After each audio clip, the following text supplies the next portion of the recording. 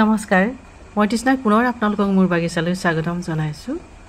আজি আপোনালোকক মোৰ ফুলি থকা ৰঙা লিলি দেখুৱাবলৈ লৈছোঁ আৰু মই বনালেবেণ্ডা মই কেনেদৰে কাটিং কৰি ৰুইছোঁ তাকে দেখুৱাবলৈ লৈছোঁ। কাটিং পুলি মই পচাইছিলোঁ আৰু তাকে আজি ৰুই দেখুৱাম আপোনালোকক। অতি সুন্দৰ ধুনীয়া এটা ফুল স্প্ৰিং ছিজনত ফুলে।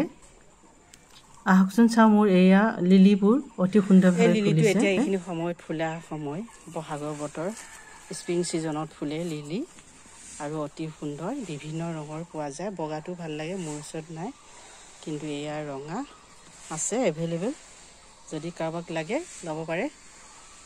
ৰঙা ইমান ধুনীয়া জিলিকাই থৈ দিয়ে। তো অফ ছিজনত আনি এই বাকচটো ইয়াত থলোঁ, কিন্তু এতিয়া দাঙিব নোৱাৰোঁ, সেইটো কাৰণে এইখিনিতে ভিডিঅ' কৰিছোঁ। এতিয়া বাকচটো দাঙিব নোৱাৰি, এয়া চুকত সোমাই আছে ফুল, ইমান ধুনীয়া ফুলজোপা। এইখিনি হৈছে মনা লেভেণ্ডাৰ।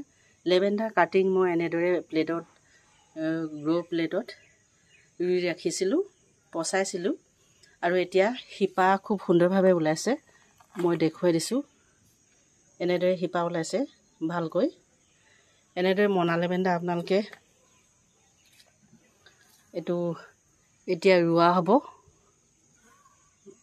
এইখিনিও এনেদৰে পচাই ৰাখিছিলোঁ। এইটো খুব সহজ হয়, এইবোৰ মনা লেভেণ্ডাৰ কাটিং মই এনেদৰে ৰুই ৰাখিছিলোঁ। এইখিনি এতিয়া পুলিখিনি ৰুব লাগে। খুব সুন্দৰকৈ শিপাবোৰ ওলাইছে, দেখিছে? এইবোৰ চব কাটিং হয়, কাটিং কাটিঙৰ পৰা লগাইছোঁ।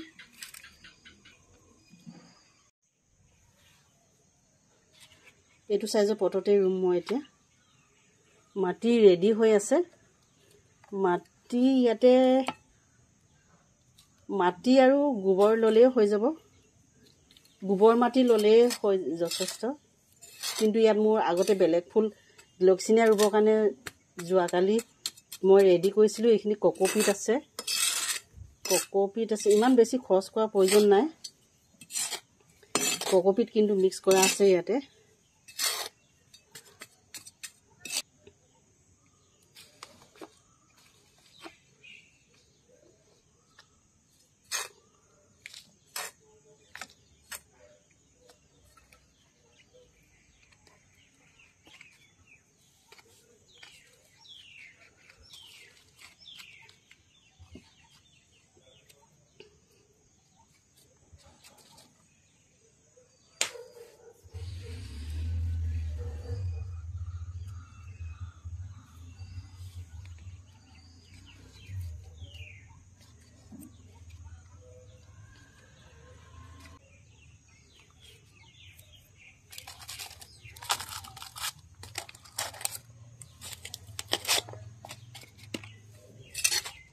অতি সহজ হয় মনা লেভেণ্ডাৰ। এবাৰ আপুনি কিনি লওক, যদি নাই আপোনাৰ বাগিচাত, তেতিয়াহ'লে প্ৰতি বছৰে এনেদৰে থাকি যাব আপোনাৰ। কাটিঙৰ পৰা ৰুই থাকিব পাৰিব। কাটিংটো অতি সহজতে বাছে। মই সাৰ মাটিৰ কথা ক'লোঁ, ইয়াত অকল গোবৰ মাটি দি ৰুই দিলেও হৈ যায়, কিন্তু ইয়াতে মোৰ কক'পিট আৰু বালি মিক্স কৰা আছে আৰু গোবৰ সাৰ আৰু মাটি।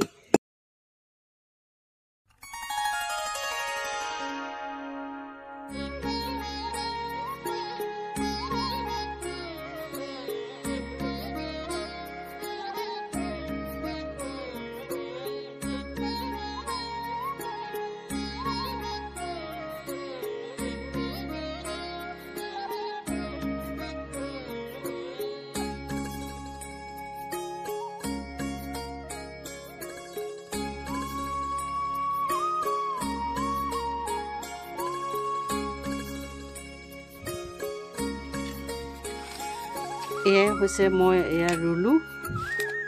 এতিয়া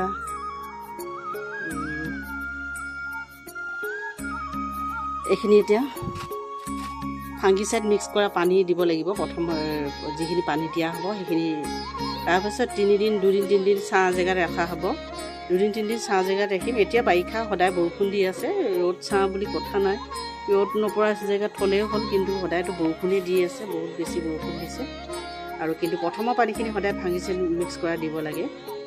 প্ৰথমৰ পানীখিনি যিখিনি দিয়া হ'ব ইয়াতে এতিয়া সেইখিনি ফাংগিচাইড মিক্স কৰা পানী গোলা পানীহে দিয়া হ'ব। যদি মোৰ ভিডিঅ'টো ভাল লাগে লাইক এটি কৰিব, শ্বেয়াৰ কৰিব আপোনাৰ বন্ধু বান্ধৱীলৈ, লগতে মোৰ চেনেলটো ছাবস্ক্ৰাইব কৰি থ'বলৈ পাহৰি নাযাব। আজিলৈ আহোঁ, পুনৰ লগ পোৱাৰ আশাৰে।